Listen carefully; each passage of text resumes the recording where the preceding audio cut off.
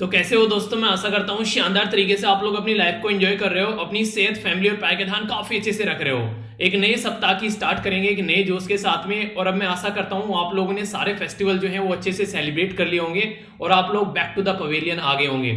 थोड़ा सा टफ लगेगा आप लोगों को अपने शेड्यूल में आने में, थोड़ा सा हिम्मत लगानी पड़ेगी। पर हाँ, अगर जरा सी आप लोग अपने कंफर्ट जोन से बाहर आओगे तो आप लोग अपने उस शेड्यूल पर प्रॉपर पैटर्न में वापस आ जाओगे। हर एक इंसान के साथ में चीजें होती हैं, तो इसको अलग तरीके से नहीं लेना है कि पता नहीं क्या हो रहा है हमारे साथ में। अपने आप को पुश करो और बैक टू द शेड्यूल आप लोग आ जाओगे। और इसी के साथ में जैसे जैसे सर्दी बढ़ रही है, अभी अपनी सेहत का भी ध्यान आप लोगों को रखना है, तो इसको भी थोड़ा सा मेंटेन करके चलिए, मैनेज करके चलिए, क्योंकि ये तो एक सीजनल चेंज आता है, ये कई बार लोगों को बीमार करके चला जाता है। तो इसके ऊपर भी थोड़ा सा ध्यान आप लोगों को देना है। लेक्चर की स्टार्टिंग में एक पिक्चर आप लोगों को यहाँ पर दिख रही है। ये पिक्चर बेसिकली आज का ही कार्टून है। अगर ये पिक्चर कोई आप लोगों को दिखाए और बोले कि आप लोग इस पिक्चर से क्या समझते हैं, तो इसके बारे में 40 से 50 शब्द अगर आप लोगों को लिखने के लिए बोले तो आप लोग क्या लिखोगे। दिखाया क्या गया है, यहाँ पर एक दिया जल रहा है। ये दिया आप लोग बोल सकते हैं कि दीपावली का दिया है। यहाँ पर ये बेसिकली एक इंस्ट्रूमेंट है जो कि यूज किया जाता है डीजल पेट्रोल भराने के लिए गाड़ी में। और यहां पर बोला गया कि सेंट्रल और स्टेट कट कर रहे हैं एक तरीके से डीजल और पेट्रोल ड्यूटी, ठीक है। तो उसी के चलते यहां पर दीपावली का दिया जल रहा है। तो क्या मतलब है इसका, अगर आप लोगों को ही सोचने के लिए बोला जाए तो आप लोग क्या सोचेंगे इसके बारे में और क्या बेसिकली आप लोग लिखेंगे। तो वीडियो को पॉज कर कर ट्राई कीजिए कुछ लिखने की, क्योंकि ऐसा थॉट प्रोसीजर अगर आप लोग डेवलप कर पाएंगे तो ये ऐसे क्वेश्चन में भी आप लोगों से इंटरव्यू में भी क्वेश्चन बन जाते हैं। और जैसे एसएसबी वगैरह आप लोग देने जाते हैं एक तरीके से एनडीए सीडीएस एफकेट के बाद में, तो वो आप लोगों को देखने को मिलता है कि पिक्चर परसेप्शन टेस्ट वहां पर आता है, ठीक है। तो वहां पर भी आप लोगों से कई बार क्वेश्चन पूछ लिए जाते हैं। लेक्चर काफी इंटरेस्टिंग, काफी प्यारा और काफी शानदार रहने वाला है। वीडियो को एंड तक देखिएगा। 2 पार्ट में ये वीडियो आप लोगों को डिवाइड देखने को मिलेगी। पहले पार्ट में शानदार तरीके से एडिटोरियल डिस्कस करूंगा, सुनकर मजा आ जाएगा। इतनी ज्यादा डिटेल में इंफॉर्मेशन रहेगी आप लोगों को। Answer writing, essay writing, ethics का पेपर, इवन जो सीसेट का पेपर आप लोग देने जाते हैं उसमें भी आप लोगों को बहुत फायदा देखने को मिलेगा। लगभग 50% पेपर जो रहता है जहां कॉम्प्रिहेंशन पूछे जाते हैं, तो डायरेक्ट क्वेश्चन आप लोगों के एडिटोरियल से उठाकर वहां पर आते हैं। तो अगर आप लोग सीसेट के लेकर टेंशन में, तो भी आप लोग एडिटोरियल अच्छे से पढ़ना स्टार्ट करना चाहिए, ठीक है। बाकी इसी के साथ में जो हम लोग डिस्कस करने वाले हैं, कई सारे इंपॉर्टेंट आर्टिकल आप लोगों को देखने को मिलेंगे। ऑयल प्राइस के बारे में काफी डिटेल में डिस्कस करूंगा। एक काफी प्यारा आर्टिकल है, क्या क्या बातें डिस्कस की जा रही है और कैसे डिसाइड करते हैं ऑयल का प्राइस हमारे देश में, ये सारी बातें डिस्कस करूंगा। एक काफी प्यारा आर्टिकल है यहाँ पर एयू केयूएस के बारे में। तो क्या मुद्दा है एयू केयूएस का, तो इसको डिटेल में समझेंगे। और इसी के साथ में आप लोगों को कई सारे इंपॉर्टेंट पॉइंट जानने को मिलेंगे, जैसे कि ब्लू डॉट नेटवर्क क्या है यहाँ पर, बेल्ट एंड रोड इनिशिएटिव क्या है, बुल्ट बैक बेटर क्या है यहाँ पर ये, और एक और इंपॉर्टेंट टॉपिक यहाँ पर रहेगा जिसको बोलते हैं क्लीन नेटवर्क। आखिर ये क्लीन नेटवर्क इनिशिएटिव क्या है, इसके बारे में हम लोग जानेंगे थोड़ा सा, और इसके ओकस के बारे में जानेंगे, काफी कुछ और इंपॉर्टेंट मुद्दे। आखिर क्या है यहाँ पर ये टिग्रे रीजन, क्या मुद्दा बना हुआ है, नोबेल प्राइज मिला था प्रेसिडेंट को, आखिर क्या मुद्दा यहाँ पर चल रहा है। और फिर इसके बाद में हम लोग एक आर्टिकल देखेंगे एमजी नरेगा से रिलेटेड। और फिर आप लोगों को यहाँ पर स्टार्ट होगा जो प्रीलिम्स का फोकस है, तो वीडियो के एंड में फिर हम लोग वो समझेंगे। तो कुछ ऐसा आज का एक डिस्कशन रहने वाला है। पर लेकिन सबसे पहले आप लोगों के सामने यहाँ पर एक क्वेश्चन है जो कि आप लोगों को अटेम्प्ट करना है। 2019 में यूपीएससी में एक क्वेश्चन पूछा गया। क्वेश्चन में ये बोला गया है कि ग्लोबल कॉम्पिटिटिव जो नेस रिपोर्ट है वो किसके द्वारा प्रस्तुत की जाती है। ए में बोला गया यहाँ पर इंटरनेशनल मॉनेटरी फंड के द्वारा, बी में बोला गया United nation conference on trade and development के द्वारा, सी में बोला गया है वर्ल्ड इकोनॉमिक फोरम के द्वारा, और डी में बोला गया यहाँ पर वर्ल्ड बैंक के द्वारा। तो इसके बारे में आप लोग समझिएगा। मैं बेस इतनी सारी चीजें आप लोगों को दिखाने वाला हूं जो कि आप लोगों को प्रॉपर लंबे समय तक अगर देखते रहेंगे तो आप लोगों को याद हो जाएगी, तो उनको आप लोग जरूर देखिएगा। तो आइए लेक्चर को सबसे पहले आगे लेकर चलते हैं। यहाँ पर बेसिकली आज की कोटेशन के साथ में बोला गया success is a journey not a destination, यानी कि जिस लेवल पर आप लोग चल रहे हैं आज के डेट में, अगर आप लोग को ये एग्जाम क्लियर करना चाहते हैं तो आप लोगों की सक्सेस जो है वो एक जर्नी है, एक डेस्टिनेशन नहीं है। बेसिकली हम लोग क्या करते हैं, हम सोचते हैं कि उस लेवल पर पहुंच जाएंगे तो लाइफ को एंजॉय करेंगे, नहीं, ऐसा नहीं होता है। आप लोग आज की डेट में जो लाइफ जी रहे हैं वही आप लोग को एंजॉय करना स्टार्ट करना पड़ेगा, तभी आप लोग डेस्टिनेशन पर पहुंचोगे। यानी कि अगर रास्तों से ही प्यार नहीं करोगे तो मंजिल आप लोगों को पसंद नहीं आएगी, ये बोलने की कोशिश की जा रही है। और मंजिल अगर एंजॉय करना चाहते हो तो रास्तों को पसंद करना स्टार्ट कर दो, ये समझाने की कोशिश यहां पर की जा रही है।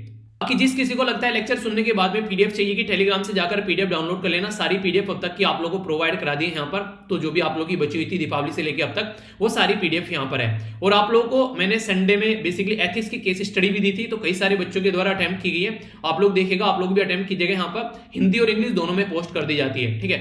तो ये 2 ग्रुप है ओनली जो आप लोग कनेक्ट रहिए, बाकी कोई भी मेरे द्वारा ग्रुप नहीं चलाया जा रहा है। एक है बेसिकली पीडीएफ और इंपोर्टेंट इन्फॉर्मेशन प्रोवाइड कराई जाती है, और दूसरे में आंसर राइटिंग, एसे राइटिंग या फिर एथिक्स की केस स्टडी होती है। तो ये कॉम्प्रिहेंसिव स्टडी आप लोग की प्रोवाइड कराने के लिए 2 ग्रुप चला रखे हैं। बाकी फेसबुक पर आप लोग कनेक्ट हो सकते हैं। अगर अगर टेलीग्राम पर नहीं है तो वहां पर भी ये चीजें अवेलेबल हो जाती हैं, ठीक है।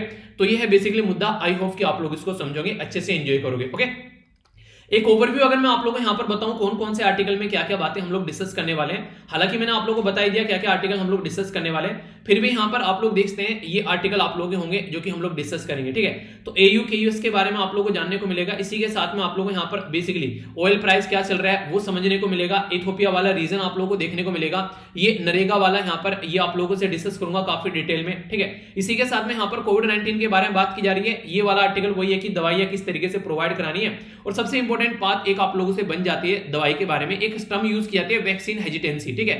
यानी कि अगर इंसानों को दवाई लेने में हेजिटेशन होने लगे कि नहीं यार ये दवाई सही नहीं है, वो सबसे खतरनाक मुद्दा होता है। एक तो यह कि कोई बीमारी लग गई, उसकी दवाई हमारे पास में अवेलेबल नहीं है, मेडिसिन ही अवेलेबल नहीं है, ठीक है। तो वो एक अलग मुद्दा है कि हाँ चलो इसकी वजह से दिक्कत हो रही है, अवेलेबल नहीं है, पर लेकिन अवेलेबल है और लोग जो है उसको ले नहीं रहे हैं। दिक्कत यह है कि लोग डर रहे हैं कि ये गलत ना हो। तो इस तरीके से समझिएगा। और एक और इंपॉर्टेंट डिफरेंस फिर से मैं बताता हूं, कई बार बच्चों को बता भी चुका हूं, पूछ लेते हैं फिर भी बार, ये है वैक्सीनेशन करते हैं और एक है मेडिसिन। तो वैक्सीन और मेडिसिन में क्या डिफरेंस होती है?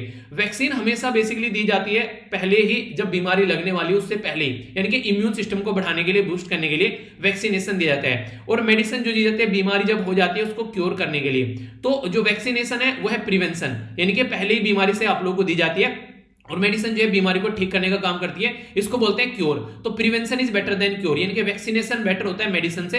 अगर आप लोग पहले ही बीमार होने से पहले ही आप लोग अपने आप को बेसिकली मेडिकेट कर ले, वो एक तरीके से वैक्सीनेट कर ले, वो ज्यादा बेटर है। तो ये बातें यहां पर समझाने की कोशिश की जा रही है। और ये तो अभी रिसेंटली आप लोगों को पता है वेस्ट बंगाल में इलेक्शन हुए, तो बोला जा रहा है कि बीजेपी जो पॉलिटिकल पार्टी है वो किस तरीके से यहां पर अभी अपना पैर जमा सकती है, उसको अभी प्रॉपर प्लान के तरीके से आना पड़ेगा, क्योंकि वेस्ट बंगाल में लोकल पॉलिटिक्स काफी हावी है और वहां पर अभी एंट्री करने में उसको आसानी नहीं होगी। क्यों बोला गया ऐसा? क्योंकि अभी रिसेंटली बाई इलेक्शन हुए, तो उसकी वजह से यहां पर ये मुद्दा निकल कर आया, ठीक है। तो ये सारा मुद्दा है बेसिकली इलेक्शन से रिलेटेड। और यहां पर आप लोगों को देखने को मिलेगा ये वाला बेसिकली अभी पोल्यूशन जहां जहां पर देखने को मिल रहा है उसके बारे में बातें की जा रही है, पोल्यूशन की चलती है, ठीक है। तो इसके बारे में हम लोग समझेंगे। अगर टाइम मिलेगा तो ये आर्टिकल डिस्कस करूंगा, वरना इसको बाद में मैं कवर करूंगा काफी डिटेल में। जैसे मैंने संडे वाला डिस्कशन किसने नहीं देखा है, अगर नहीं देखा है तो बहुत कुछ इंपॉर्टेंट आप लोग मिस कर रहे हो अगर संडे का डिस्कशन नहीं देखा है। मैंने बोला था संडे का डिस्कशन जरूर देखेगा, अगर संडे में टाइम नहीं मिलता तो उसको मंडे, ट्यूसडे, वेडनेसडे जब भी आप लोगों को लगे देखेगा, पर लेकिन डिस्कशन नहीं छोड़ना है, ठीक है। क्योंकि उसमें वो इंपॉर्टेंट आर्टिकल जो मुझे लगता है वीक में बहुत ज्यादा टाइम लेने वाले हैं, उनको डिटेल में बैकग्राउंड की इंफॉर्मेशन के साथ में डिस्कस करता हूं हर एक एंगल से, चाहे प्रीलिम्स हो, चाहे मेंस हो, चाहे इंटरव्यू हो, चाहे किसी भी एग्जाम की आप लोग तैयारी कर रहे हो जहां पर करंट अफेयर पूछा जाता है। तो ये लेक्चर आप लोगों के लिए इंपॉर्टेंट होते हैं, तो इनको अच्छे से एंजॉय कीजिए आप लोग, और अच्छे से एंजॉय करोगे तभी पढ़ाई को आप लोग अच्छे से चीजों को आगे लेकर चल पाओगे, ठीक है। आगे चलते हैं, यहां पर एक एक आर्टिकल डिटेल में डिस्कस करने वाला हूं। सबसे पहले तो जो कार्टून मैंने आप लोगों को दिखा इसी के बारे में आप लोगों से बात करूंगा। यहां पर बेसिकली बात की जा रही है किसके बारे में, ये अभी ऑयल के प्राइस के बारे में। तो ऑयल का प्राइस जो है रिसेंटली अभी यहां पर घटा दिया गया है कई सारे राज्यों के द्वारा भी और सेंटर के द्वारा भी। तो इसकी वजह से यहां पर क्या चीजें देखने को मिल रही है, ये देखने को मिला लगभग 5 रुपए जो है वो घट गए यहां पर, एक तरीके 5 से 10 रुपए घटा है डीजल और पेट्रोल का प्राइस, और अलग अलग राज्यों में अलग अलग घटा है। अब आप लोग बोलोगे यार अलग अलग राज्य में अलग अलग कैसे घट गया, तो इसके बारे में अगर मैं आप लोगों को इन्फॉर्मेशन दूं तो आप लोगों को पता है कि किस तरीके से यहां पर डीजल और पेट्रोल के प्राइस जो है वो डिसाइड किए जाते हैं। सबसे पहले तो बेस प्राइस होता है जो कि नॉर्मली क्रूड ऑयल का प्राइस आप लोग बोल सकते हैं, जो नॉर्मली हम लोग खरीद कर लेकर आते हैं, ठीक है। तो वो आप लोगों को देखने को मिलेगा यहां पर अगर बात करें तो 47 रुपए यहां पर मई में था, अभी फिलहाल ये बढ़कर हो गया था 41, बढ़कर नहीं घटकर, ठीक है। बढ़कर इसलिए बोला क्योंकि आप लोगों का प्राइस बढ़ रहा है, पर लेकिन इंटरनेशनल लेवल पर मार्केट में प्राइस यहां पर घटा, तो इस तरीके से यहां पर आप लोगों को देखने को मिला। इस पे सेंट्रल का जो टैक्स लगता है, कहीं 10 सेंट्रल का टैक्स लगभग यहां पर लगता था 10 रुपए, अब ये 32 रुपए हो गया, यानी कि सेंटर का जो टैक्स है यहां पर 3 गुने से भी ज्यादा हो गया है जो सेंट्रल गवर्नमेंट लगाती है। इसी के साथ में स्टेट का वैट लगता है जिसको बोलते हैं वीएटी, यानी कि वैल्यू एडेड टैक्स, ठीक है। तो ये लगता है अलग अलग, पहले यहां पर 11 लगता था, अब लगभग 23 हो गया है, तो ये भी यहां पर डबल हो गया है। बीच में डीलर अपना कमीशन लेता है और फिर आप लोगों को ये प्राइस मिलता है जो आप लोग जाकर खरीदते हैं। अभी यहां पर राजस्थान के अंदर कुछ एरिया ऐसे थे जहां पर ये प्राइस था वो बढ़कर 120 रुपए के करीब हो गया था, जो कि यहां पर काफी बुरी कंडीशन देखने को मिली। तो उसी के चलते कई बार ऐसी चीजें आप लोग को देखने को मिलती है। तो हम लोग खरीद कर क्या लेकर आते हैं, हम लोग खरीद कर लेकर आते हैं क्रूड ऑयल, जिसको आप लोग कच्चा तेल बोलते हैं। ये कच्चा तेल जब हम लोग खरीद कर लेकर आते हैं और फिर इसको रिफाइन करते हैं तो इसमें से डीजल निकालते हैं, इसी में से हम लोग पेट्रोल निकालते हैं, इसी में से हम लोग मिट्टी का तेल क्रोसिन ऑयल जिसको बोलते हैं, इसी में से हम लोग पेट्रोलियम प्रोडक्ट ग्लिसरीन वगैरह ये सारी चीजें निकालते हैं। तो फिर इनको हम लोग मार्केट में बेचते हैं। इसीलिए जो कंट्री जितना ज्यादा क्रूड ऑयल खरीदेगी, कच्चा तेल खरीदेगी, वो इतना ही ज्यादा मार्केट में जो बेसिकली प्रोडक्ट बेचेगी जिनको आप लोग लोग बोलते हैं पेट्रोलियम प्रोडक्ट। तो हमारी कंट्री का पेट्रोलियम प्रोडक्ट का एक्सपोर्ट जो रहता है वो काफी अच्छा रहता है। क्यों? क्योंकि हम लोग क्रूड ऑयल खरीद कर लेकर आते हैं, कच्चा तेल। तो इसलिए जितना कच्चा तेल खरीदेंगे उतना ही पेट्रोलियम प्रोडक्ट हम लोग बेचेंगे। तो कॉमन सेंस की बात है, इसमें कोई बड़ी बात नहीं है, ठीक है, इसमें तो नॉर्मल सी बात होगी। ओके, अभी यहां पर जो मुद्दा है उसको अगर मैं आप लोगों से समझाऊं तो आप लोगों को यहां पर ये देखने को मिलेगा, अभी रिसेंटली आप लोगों ने यहां पर देखा कि बेसिकली अगर बात करें तो दो तरीके से आप लोग यहां पर समझिएगा पेट्रोल का, डीजल का जो प्राइस आज की डेट में आप लोगों को देखने को मिलता है इंटरनेशनल मार्केट में। तो ये दो तरीके से है, एक को बोलते हैं ब्रेंट क्रूड ऑयल और दूसरे को बोलते हैं ये basically US West Texas intermediate, ठीक है। तो यहां पर जो एक तो ब्रेंट क्रूड ऑयल होता है, एक होता है यहां पर WTI। तो जो ब्रेंट क्रूड ऑयल होता है उसका जो प्राइस है और जो यहां पर WTI का जो बेसिकली ब्रेंट क्रूड ऑयल और WTI का प्राइस है वो अलग अलग देखने को मिलेगा। तो यहां पर रीजन क्या हो गया, अभी यहां पर सप्लाई नहीं हो पाई प्रॉपर वे में, इसकी वजह से भी कई जगह दिक्कतें देखने को मिली। ये बिल्कुल ऐसा जैसे कोयले के बारे में मैंने आप लोग से डिस्कस किया था, कोयले की क्या होता है, सप्लाई नहीं हो पाई, ठीक है, पानी भर गया कई जगह कोयले की खानों में, ठीक है, वो दिक्कतें देखने को मिली। और भी छोटे मोटे रीजन, कहीं प्रोटेस्ट चल रहा है, कहीं और दिक्कत बन रही है, उसकी वजह से सप्लाई नहीं हो पाई। इसी की वजह से यहां पर क्या होता है, प्राइस काफी ज्यादा बढ़ जाता है, ठीक है। अभी बात करें यहां पर क्या हुआ, स्लो प्रोडक्शन हो गया, ठीक है, कोविड-19 की वजह से, क्योंकि अवेलेबल नहीं थे काफी सारे लोग उस काम को प्रोड्यूस करने के लिए, और सप्लाई साइड में भी इश्यू बन गई। तो यहां पर ये दिक्कतें देखने को मिली।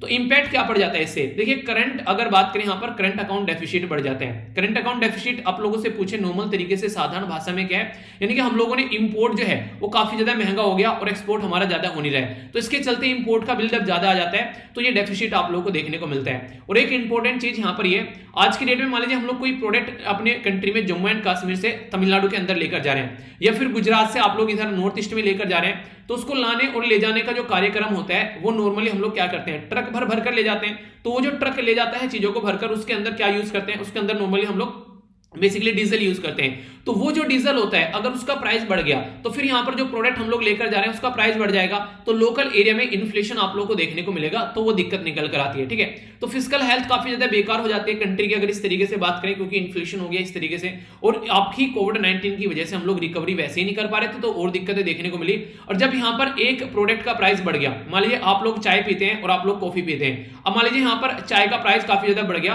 तो लोगों ने कॉफी पीना स्टार्ट कर दी। अब यहां पर कॉफी की डिमांड बढ़ गई मार्केट में, तो कॉफी का भी प्राइस आप लोग को बढ़ता हुआ नजर आएगा। तो यही होता है जब यहां पर एक चीज का प्राइस बढ़ जाता है, दूसरी चीज लोग लेना स्टार्ट करते हैं, तो दूसरी चीज की मार्केट में डिमांड बढ़ने की वजह से और सप्लाई ज्यादा न होने की वजह से उसका भी प्राइस आप लोगों को बढ़ता हुआ नजर आएगा, यानी कि वो भी मार्केट में महंगी आप लोगों को चीजें जो है वो मिलती हुई नजर आएंगी।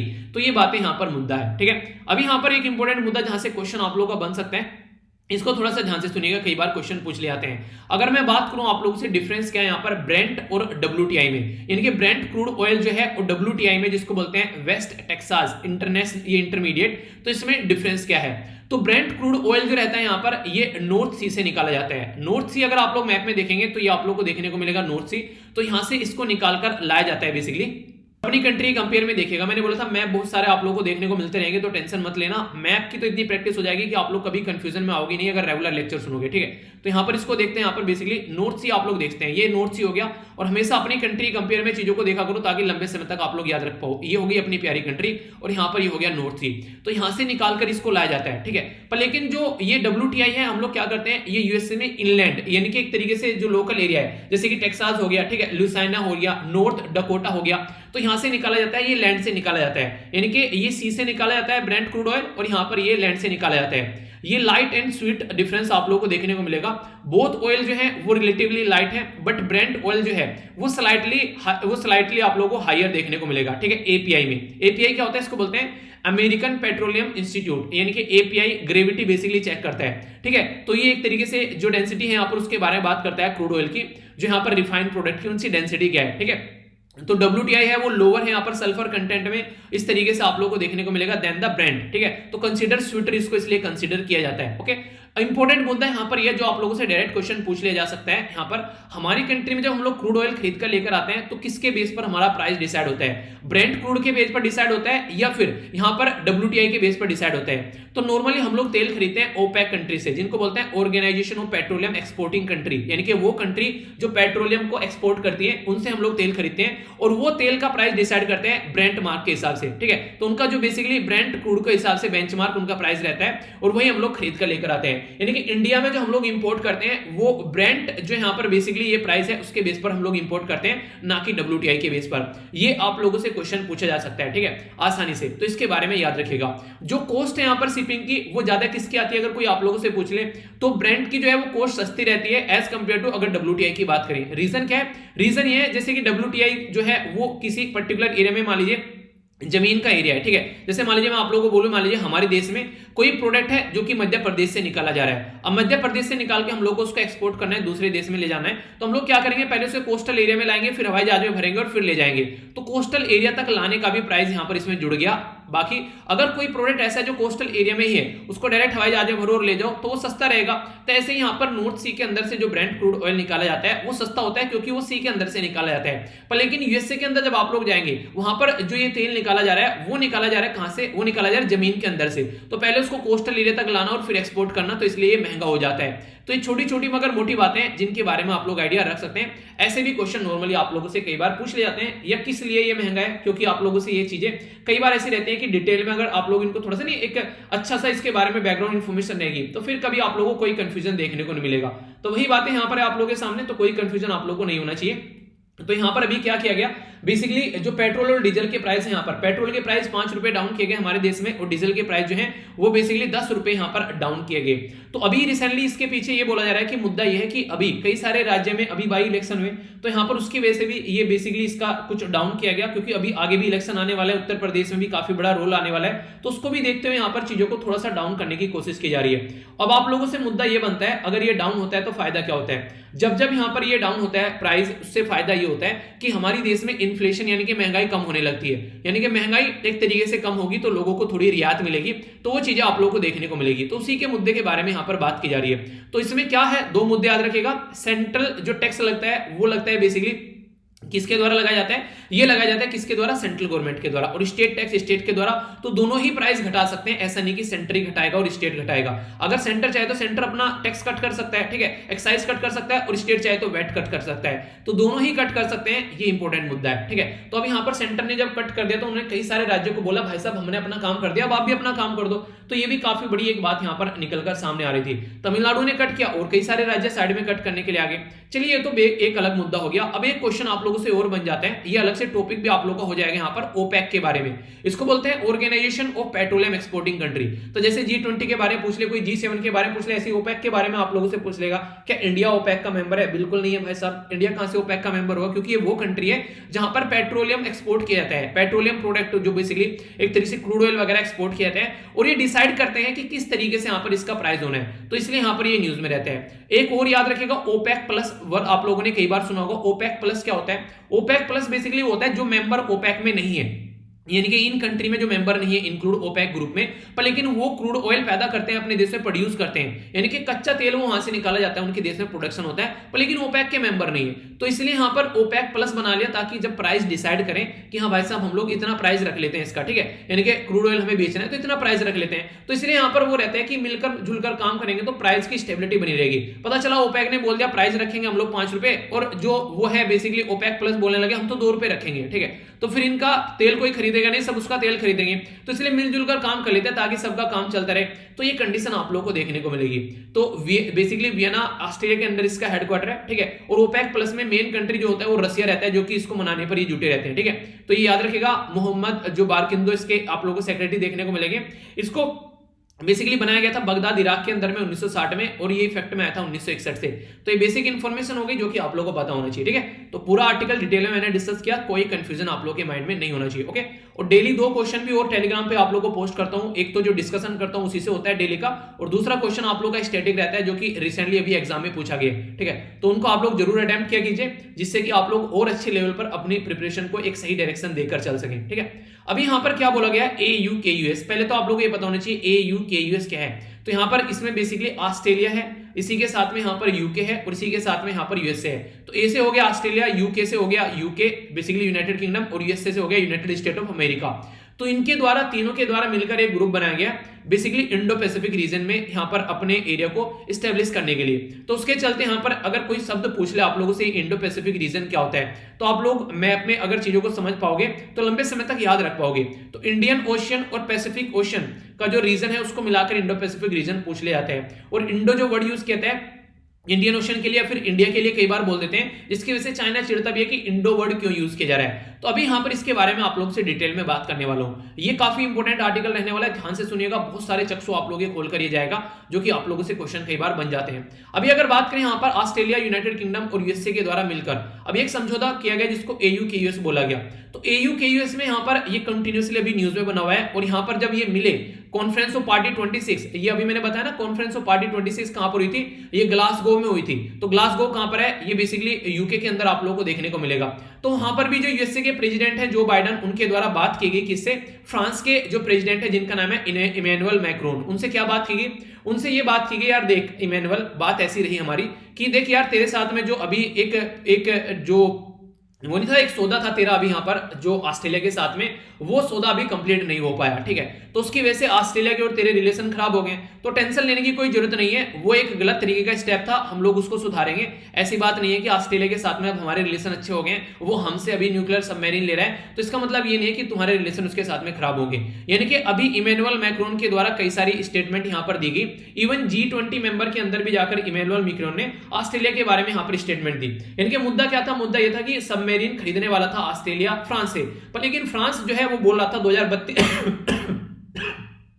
सॉरी, फ्रांस ये बोला था कि हम तुमको 2032 में देंगे, ठीक है। तो फ्रांस ने बोला था 2032 में देंगे, ऑस्ट्रेलिया ने बोला था यार 2032 तक तो हम बर्बाद हो जाएंगे भाई, तब तक क्या करेंगे हम लोग उनका। तो इसलिए बोला यहाँ पर बेसिकली हम लोग आपसे जो डील है वो कैंसिल कर देते हैं। तो काफी महंगी डील थी तो कैंसिल की गई, इसकी वजह से दिक्कत में आ गई सारी बातें। तो इसकी वजह से यहाँ पर जो फ्रांस है और ऑस्ट्रेलिया के रिलेशन बिगड़ गए। तो जो यहाँ पर जो यूएसए के प्रेसिडेंट है जो बाइडेन, वो दोनों में सुलह कराने का काम कर रहे हैं बेसिकली, क्योंकि इस तरीके से यहाँ पर डील जो कैंसिल होगी, तो बोला बड़ा ही अनाड़ी ढंग से यार काम किया गया, ठीक है। तो ये मुद्दा भी यहाँ पर देखने को मिला। अभी इंपॉर्टेंट मुद्दा क्या है, ये काम अभी क्यों कर रहे हैं यहाँ पर, ये क्यों ऑस्ट्रेलिया को साथ में लेकर चल रहे हैं, ये क्यों इस तरीके से मुद्दा कर रहे हैं। ये नॉर्मली आसियान में काफी अच्छे दोस्त हैं यूएसए के, उसके साथ मिलकर काम क्यों नहीं कर रहे हैं। तो इसके लिए एक मुद्दा है जो कि आप लोगों को पता होना चाहिए और क्वेश्चन की फॉर्म में भी आप लोगों से पूछा जा सकता है। बेसिकली आसियान क्या है, आसियान एक 10 मेंबर का ग्रुप है जिसमें आप लोगों को टोटल अलग अलग मेंबर देखने को मिलेंगे। बनाया गया था यहाँ पर ये 8 अगस्त 2067 में, 1967 में, 1967 में, ठीक है। तो ये बैंकॉक डिक्लेरेशन इसको बोला जाता है नॉर्मली, जिससे आसियान बनाया गया। कई बार ये क्वेश्चन पास्ट में पूछा जा चुका है, ठीक है। आसियान किससे बनाया गया, बैंकॉक डिक्लेरेशन से। इंडोनेशिया, मलेशिया, फिलीपीन, सिंगापुर और थाईलैंड इसके फाउंडिंग मेंबर थे। बाकी आगे चल के ब्रुनई ऐड हो गया 1984 में, यहाँ पर वियतनाम ऐड हो गया 1995 में, लाओस और म्यांमार ऐड हो गया 1997 में। ये इंपॉर्टेंट है, याद रखिएगा, क्वेश्चन बन सकता है, क्योंकि म्यांमार में मिलिट्री रूल चल रहा है और अभी म्यांमार में मिलिट्री रूल के चलते आसियान ने मिलिट्री की पावर जो है यहाँ पर जो उनको पार्टिसिपेट करने से मना कर दिया था अभी आसियान की मीटिंग में, कि हम तो डेमोक्रेटिकली इलेक्टेड लीडर जो आएगा उसी को यहां पर पार्टिसिपेट करने देंगे। यानी कि आर्मी का कोई रूलर जो है उसको यहां पर आसियान के अंदर पार्टिसिपेट नहीं करने देंगे, ये बोल दिया गया। और सबसे लास्ट में इसमें जुड़ा था कंबोडिया 1999 में। तो ये बेसिकली जो ग्रुप है ये काफी अच्छा दोस्त है यूएसए का इस पर्टिकुलर रीजन में, और चाइना को टैकल करने की भी कोशिश कई बार की जाती है, जैसे कि वियतनाम वगैरह हो गया, ठीक है। इनकी बनती नहीं है जल्दी से चाइना से, क्योंकि चाइना अपना दबदबा दिखाता है इस रीजन में। तो मुद्दा यह बनता है कि आसियान जो है उनको यूज क्यों नहीं किया गया यूएसए के द्वारा, क्योंकि आसियान कंट्री का जो बेसिकली टारगेट है वो ये रहता है कि न्यूक्लियर फ्री जोन बनाना है आसियान को। तो उसके चलते यहाँ पर ये न्यूक्लियर वेपन फ्री जोन बनाने की कोशिश करते हैं। तो इसी के चलते क्योंकि ये न्यूक्लियर सबमरीन का मुद्दा आ गया, ऑस्ट्रेलिया को भी न्यूक्लियर पावर सबमरीन दी गई यहाँ पर यूएसए के द्वारा। तो उसी के चलते अब ये हो गया कि यहाँ पर कहीं ना कहीं जो आसियान ग्रुप है वो तो ऑलरेडी बोल चुका है हम लोग इसका पार्ट नहीं बनेंगे। तो एक अच्छा जो मुद्दा यहाँ पर आया निकल के वो ऑस्ट्रेलिया यहाँ पर पार्ट बनेगा और ऑस्ट्रेलिया यहाँ पर मिलकर सपोर्ट भी करेगा। तो इससे क्या होगा, ऑलरेडी क्वाड के बारे में आप लोगों को पता है, क्वाड में कौन कौन है, इंडिया, जापान, ऑस्ट्रेलिया, ठीक है, 3 कंट्री हो गई, और बाकी का एक हो गया यूनाइटेड स्टेट ऑफ अमेरिका। तो क्वाड जो ग्रुप है, क्वाड ग्रुप में अगर ऑस्ट्रेलिया को यहाँ पर न्यूक्लियर पावर सबमरीन मिल रही है तो ये और अच्छा है। आप लोगों को पता है मालाबार एक्सरसाइज के बारे में, मालाबार एक्सरसाइज एक नेवल एक्सरसाइज है जो कि 1992 में स्टार्ट की गई थी। तो 1992 में इंडिया और यूएसए के बीच में इसको स्टार्ट किया गया था, ओनली इंडिया और यूएसए थे स्टार्टिंग में, आगे चल के जापान ऐड हो गया इसमें, ठीक है, फिर आगे चल के इसमें ऑस्ट्रेलिया ऐड हो गया। तो जापान कब ऐड हुआ ये आप लोगों को बताना है, ठीक है। देखिए इतनी बार आप लोगों को चीजें जो है बेसिकली रिवाइज होती रहेंगी रेगुलर आर्टिकल के अंदर भी। अगर आप लोग नए जुड़ते हैं कोई भी मेंबर, तो आप लोग कॉपी और पेन लेकर बैठा करो, बहुत सारे ऐसी चीजें रहेंगी जो आप लोग नोट डाउन कर सकते हैं, ठीक है। जैसे आसियान एक पूरी ऑर्गेनाइजेशन के बारे में मैंने आप लोगों को बता दिया, इससे पहले मैंने पूरी ऑर्गेनाइजेशन आप लोगों को बेसिकली ओपेक के बारे में पढ़ा दिया, ठीक है। अभी मैंने आप लोगों को यहाँ पर क्या बताया, अभी मैंने आप लोगों को यहाँ पर एक नया मुद्दा बता दिया बेसिकली क्वाड के बारे में, एक नई ऑर्गेनाइजेशन के बारे में। तो ऐसे क्वेश्चन बन जाते हैं, तो ध्यान से सुनोगे तो लंबे समय तक चीजों को याद रख पाओगे, ठीक है। तो अभी मुद्दा क्या है, मुद्दा यहाँ पर यह कि बेसिकली जो 3 कंट्री के द्वारा ये ग्रुप बनाया गया है, तो ये ग्रुप जो है वो चाइना को टैकल करने के लिए बनाया गया, पर लेकिन आसियान को भी यूज किया जा सकता था यूएसए के द्वारा, पर आसियान ऑलरेडी बोलता है कि हम लोग इन चीजों का पार्ट नहीं बनेंगे। और यही मुद्दा था, नॉर्मली हर जगह जहां भी जाएगा ऑस्ट्रेलिया के साथ में हमेशा न्यूजीलैंड जाता है, पर लेकिन इसमें न्यूजीलैंड क्यों नहीं गया, क्योंकि न्यूजीलैंड भी ये बोलता है कि न्यूक्लियर फ्री ये एरिया हम लोग को बनाना है, तो इसलिए न्यूजीलैंड यहां पर नहीं गया इसके साथ में। वरना जिस तरीके से यूएसए के साथ में कनाडा चिपका हुआ मिलता है हर जगह, इसी तरीके से ऑस्ट्रेलिया के साथ में न्यूजीलैंड चिपका हुआ मिलेगा आप लोगों को हर जगह, ठीक है। पर लेकिन यहां पर न्यूजीलैंड इसका पार्ट नहीं बना, तो न्यूजीलैंड इससे यहां पर डिस्टेंस बनाकर रखा। तो ये एक मुद्दा है जो कि आप लोगों को पता होना चाहिए एक कॉन्सेप्ट को क्लियर करने के लिए। अब यूके और जो यूएसए है वो तो पुराना याराना है, क्योंकि आप लोगों को पता है पुराने टाइम पर ही यहां पर यूके को बेसिकली यूएसए की न्यूक्लियर पावर सबमरीन मिल गई थी। पर लेकिन आज की डेट में जो न्यूक्लियर पावर सबमरीन ये है क्या, मैं बार बार इसका जिक्र कर रहा हूं, ये बेसिकली पनडुब्बी होती है जो कि पानी के अंदर डूबकर चलती है, ठीक है। तो यहां पर किसी भी एरिया में अगर अटैक करना है तो एक तरीके से न्यूक्लियर पावर हो गई, एक तरीके से आप लोग बोल सकते हैं ईंधन जो है न्यूक्लियर फ्यूल हो गया, तो लंबे समय तक ये काफी नीचे रह सकती है, क्योंकि इसको न्यूक्लियर जो है वो बेसिकली ईंधन जो है वो न्यूक्लियर से मिलेगा, ठीक है। तो उससे मिलेगा यहाँ पर, तो ये काफी लंबे समय तक नीचे रह सकती है। अरिहंत हमारे देश के पास में यहाँ पर न्यूक्लियर पावर्ड सबमरीन है, ठीक है। तो याद रखिएगा ये nuclear powered ballistic missile submarine आप लोग को देखने को मिलेगी, जो कि काफी ताकतवर हो जाती है। आईएनएस चक्रा जो है यहाँ पर, ये बेसिकली कई सारे हम लोगों ने ऐसी है जो रसिया से यहाँ पर लीज पर ले रखी है, जैसे आईएनएस चक्रा हो गया, ठीक है। तो ये हम लोगों ने रसिया से लीज पर ले रखी है, तो रसिया इसीलिए हमारा काफी इंपॉर्टेंट पार्ट है। मैंने अभी 2-3 दिन पहले आप लोगों को जो हमारी नैनो मैगजीन वाली देखिए, दोनों वीडियो अगर रेगुलर आप लोग देखकर चलेंगे ना, तो करंट अफेयर की तो मैं गारंटी आप लोगों की ले लूंगा, ठीक है। इसी के साथ में स्टैटिक पोर्शन भी, क्योंकि उस टाइम पर मैंने इंडिया, यूएसए और रसिया का जो रिलेशन आप लोगों को बताया कि आखिर क्यों हम लोग खरीदते हैं रसिया से वेपन, वो सारी बातें आप लोग के माइंड में क्लियर होनी चाहिए, ठीक है। अभी मैंने आप लोगों से कल ही डिस्कस किया, बेसिकली जो वीडियो अपलोड की थी उसमें इजराइल के रिलेशन को डिस्कस किया था। तो बहुत सारी ऐसी चीजें हैं जो कि आप लोगों को अगर कंबाइन पूरा करंट अफेयर कवर करना है, तो दोनों वीडियो को आप लोग पार्ट बना लीजिए अपना, कोई कंफ्यूजन नहीं होगा। दोनों की पीडीएफ आप लोगों के पास में होती है, सारी चीजें अवेलेबल है, तो अपना करंट अफेयर छोड़ना ही क्यों है। और ये ऐसा स्ट्रॉन्ग एरिया होता है जहां से आप लोग अच्छे से अपने मार्क्स ग्रैब कर सकते हैं। और इंटरेस्टिंग चीज पता है क्या है, करंट अफेयर जो आप लोग पढ़ लेते हैं ना, उसी के बैकग्राउंड से सारा आप लोग का स्टैटिक पोर्शन आता है मैक्सिमम टाइम।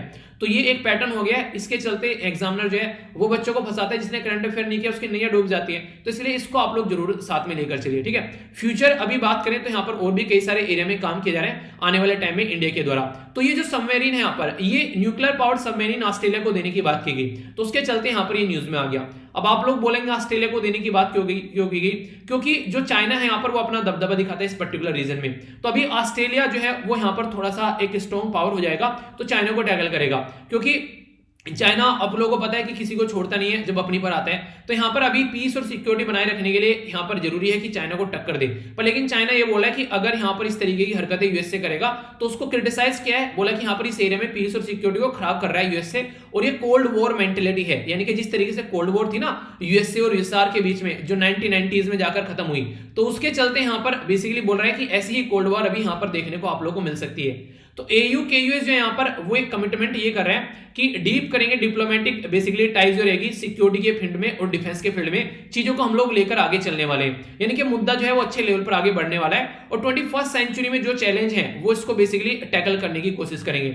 एक इंपॉर्टेंट कॉन्सेप्ट आप लोग याद रखिए, कई बार क्वेश्चन बन जाते हैं मैनहट्टन प्रोजेक्ट के बारे में। तो मैनहट्टन प्रोजेक्ट क्या है, ये आप लोगों से कोई पूछ ले तो आप लोग क्या बोलोगे? जिसको पता है वीडियो को पॉज करके बताओ, कमेंट बॉक्स में देखता हूं किसको पता है। ये बेसिकली प्रोजेक्ट 1942 से लेके 45 तक इसको स्टार्ट किया गया था, और पहला जो एटम बम बनाया गया था वो इसी प्रोजेक्ट का पार्ट था। यहाँ पर मैनहट्टन प्रोजेक्ट इसको बोलते हैं, ठीक है। तो यूएसए का ये प्रोजेक्ट था, इसमें यूके को भी इंक्लूड किया गया था। तो यूके के द्वारा 1952 में फिर यहाँ पर अपना एक पर्टिकुलर प्रोजेक्ट चलाया गया, जो कि यहां पर याद रखिएगा इसको बोलते हैं मेंटेबल, ठीक है। तो ये एक आइलैंड है कहां पर, ऑस्ट्रेलिया के अंदर में। तो यूएस जो यहां पर यूके के द्वारा अपना यहां पर एक्सपेरिमेंट किया गया, क्योंकि रीजन क्या है यहां पर क्यों एक्स ने एक्सपेरिमेंट करने के लिए अलाउ किया, क्योंकि आज की डेट में भी जो ऑस्ट्रेलिया है वो एक तरीके से कहीं ना कहीं बोलता है कि हमारे पापा ब्रिटेन है, ठीक है। तो ये मोनार्क कंट्री एक तरीके से हेड मानता है अपने आप को कि यहां पर ऑस्ट्रेलिया का आज भी पापा कौन है, वो ब्रिटेन है, ठीक है। कॉमनवेल्थ में कई सारे देश ऐसे हैं जो ऐसा करते हैं, तो यहां पर उनमें से ऑस्ट्रेलिया भी एक है। तो यानी कि वो नहीं कहते गब्बर वाला डायलॉग है बहुत पुराना याराना है रे, तो ये बहुत पुराना याराना आप लोगों को यहां से निकल कर आएगा। तो इसलिए दोनों के बीच में अच्छे खासे रिलेशन आप लोगों को देखने देखने को मिल जाते हैं। तो ऐसा नहीं है अभी ये रिलेशन आगे बढ़ रहे हैं, काफी पुराने रिलेशन है। अगर बात करूं यहां पर ऑस्ट्रेलिया के बारे में, तो ऑस्ट्रेलिया जो है वो इसलिए भी दिक्कत में है क्योंकि चाइना क्या करता है, चाइना जो ऑस्ट्रेलिया का जो एक्सपोर्ट होता है उसको खराब करने की कोशिश करता है। यानी कि जो चीज ऑस्ट्रेलिया की एक्सपोर्ट के अंदर आती है, चाइना सोचता है कि वो ऑस्ट्रेलिया एक्सपोर्ट ना करे, वो चाइना एक्सपोर्ट करे, तो ऑस्ट्रेलिया का एक्सपोर्ट बर्बाद करता है। चाइना जो है यहाँ पर बेसिकली ऑस्ट्रेलिया वाले रीजन में भी जाकर अपनी नेवल पावर दिखाने की कोशिश करता है। तो चाइना की गंदी हरकतें जो है वो ऑस्ट्रेलिया को मजबूर कर रही है कि वो एयू के यूएस जैसे ग्रुप में मिले और जाकर यहाँ पर बेसिकली चाइना को टैकल करने की कोशिश करे। इसलिए यहां पर ये आकर मिला। 2017 और 2019 में अगर आप लोग यहां पर बात कर पाएंगे तो यहां पर बात की जा रही है तालिस्मान ये साइबर एक्सरसाइज के बारे में अगर कोई पूछे किसकी है, तो बेसिकली यहां पर ये अभी रॉयल ऑस्ट्रेलियन आर्मी के द्वारा नेवी के द्वारा कंडक्ट की गई। तो यहां पर ये एक्सरसाइज जो रहती है ये हर 2 साल में देखने को मिलती है, तो अभी एक्सरसाइज देखने को मिली। इसी पैटर्न में यहां पर बात करें तो मल्टीलेटरल रिम ऑफ पैसिफिक के अंदर यहां पर चाइना के द्वारा भी अपना दबदबा दिखाया गया 2018 में। तो ये मुद्दा रहता है कि मिलकर काम करते हैं कि एक तरीके से एक दूसरे को टैकल करने के लिए, ठीक है। तो यानी कि ऑस्ट्रेलिया, यूएसए और जो यूके है साथ में आए हैं, वो चाइना को टैकल करने की यहां पर कोशिश कर रहे हैं इस पर्टिकुलर रीजन में। और चाइना को टैकल कर रहे हैं तो इनडायरेक्ट वे में हमारा फायदा अपने आप हो गया, क्योंकि हम भी चाइना को टैकल करने की कोशिश कर रहे हैं, चाइना हमारे ऊपर उल्टी सीधी हरकतें कर रहा है। तो इसलिए यहां पर जो एयू के यूएस ग्रुप है, इसको ये बोला जा रहा है कि जो क्वाड ग्रुप है ना, जिसमें इंडिया, जापान, ऑस्ट्रेलिया और यूएसए, उसको सप्लीमेंट्री ग्रुप की तरीके से देखा जा रहा है। What do you mean supplementary group? यानी कि एक तरीके से मैं आप लोगों को बोलूं कि डेली आप लोगों को 4 बादाम खाने हैं, ठीक है। 4 बादाम के साथ में आप लोगों को बोलूं चलो 2 अखरोट भी खा लेना, ठीक है। तो ऐसा नहीं किया तो आप बादाम खा लो या अखरोट खा लो, तो ये हो गया ऑल्टरनेटिव, यानी कि या तो बादाम खा लो भाई साहब या अखरोट खा लो। पर लेकिन मैं बोलूं कि बादाम तो आप लोग खा ही रहे हो, अखरोट भी आप लोग खा लो, ठीक है। तो ये सप्लीमेंट्री हो गया, दोनों ही चीजें आप लोगों को मिल गई। तो क्वाड का सप्लीमेंट्री हो गया, क्वाड को और ताकत प्रोवाइड कराएगा क्योंकि उसका एक मेंबर और यहाँ पर न्यूक्लियर पावर सबमरीन्स मिल गई उसको। तो इसलिए यहाँ पर अच्छे रिलेशन आगे आते टाइम में मिलने वाले हैं। अगर इंपॉर्टेंट बात करें तो चाइना का एक इनिशिएटिव है जिसको बोलते हैं बेल्ट एंड रोड इनिशिएटिव। इसके चलते चाइना यूरोप के साथ में कनेक्ट हो रहा है, चाइना अफ्रीका के साथ में कनेक्ट हो रहा है, और पूरे एशिया में तो चाइना अपना जाल फैला ही चुका है। चाइना का आप लोगों को देखने को मिलेगा जो basically China Pakistan economic corridor है वो आप लोगों को नजर आएगा। तो बहुत सारे ऐसे कनेक्टिविटी के मुद्दे आप लोगों को देखने को मिलेंगे।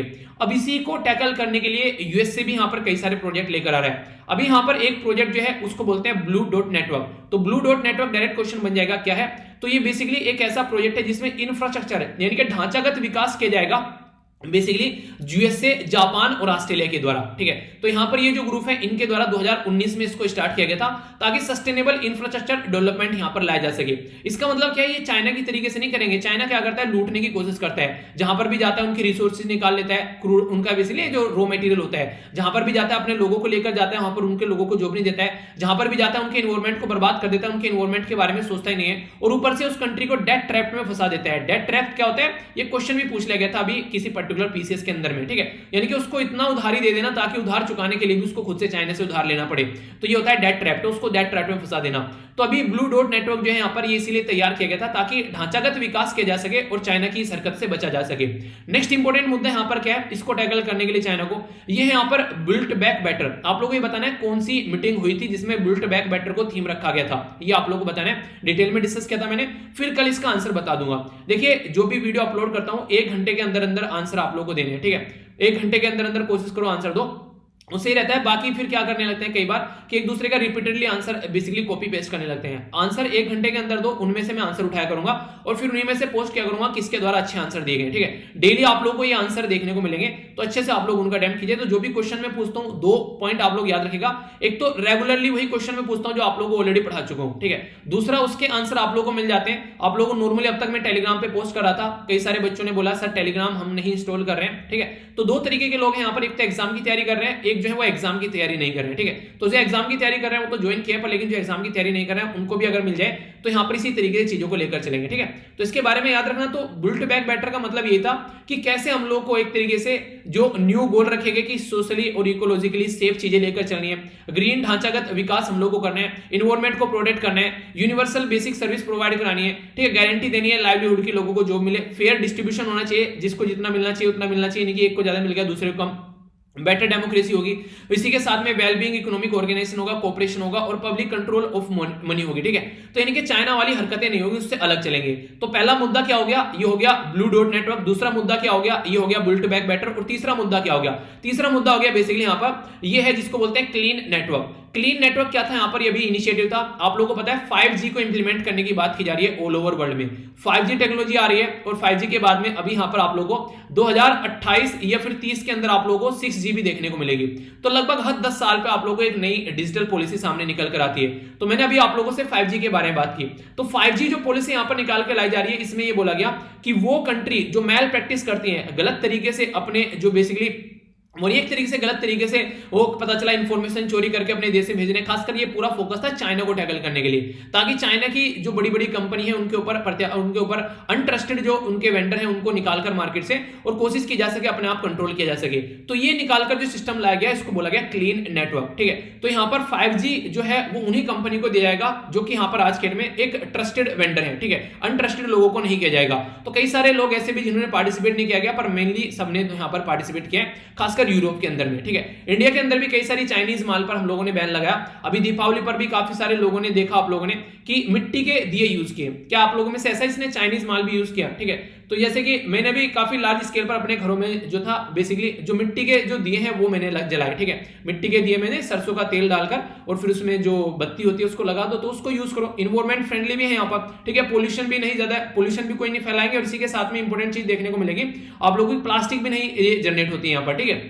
तो ये तरीके होते हैं, आप लोग अपने लेवल पर ये सारे काम कर सकते हैं, अपनी दिवाली एक अच्छी दिवाली बना सकते हैं। अपने ही देश में चीजें हम लोग खरीद रहे हैं, अपने देश की, चाइना के ऊपर डिपेंडेंसी भी नहीं है। तो ये भी एक मुद्दा यहाँ पर देखने को मिलता है। तो कई सारे मुद्दे होते हैं, ठीक है। इसके बारे में आप लोग याद रखते हैं। एक और इंपॉर्टेंट पॉइंट बता देता हूं जो कई बार न्यूज में रहता है। एक और इनिशिएटिव है यहाँ पर जिसको बोलते हैं यहाँ पर 5I। 5I में कौन कौन है यहाँ पर, जैसे मैंने बताया ना अभी पूछ रहते हैं यहाँ पर कनाडा की, यूएसए और ऑस्ट्रेलिया की, न्यूजीलैंड, तो ये है। और इसी के साथ में यूके है। तो ये 5I एक ग्रुप है जो यहाँ पर एक दूसरे के साथ में काफी secure information intelligence gathering share करता है ताकि चीजों को सिक्योर रखा जा सके। तो ये भी यहाँ पर कोल्ड वॉर के टाइम पर ये भी यहाँ पर क्रिएट किया गया था। तो कनाडा और जो ऑस्ट्रेलिया और न्यूजीलैंड बाद में जुड़े थे, स्टार्टिंग में 1946 में स्टार्ट किया गया था यहाँ पर यूके के और यूएसए के द्वारा मिलकर। फिर 1948 में यहाँ पर जुड़ गया कनाडा और यहाँ पर फिर ऑस्ट्रेलिया और न्यूजीलैंड 1956 में जुड़ गए।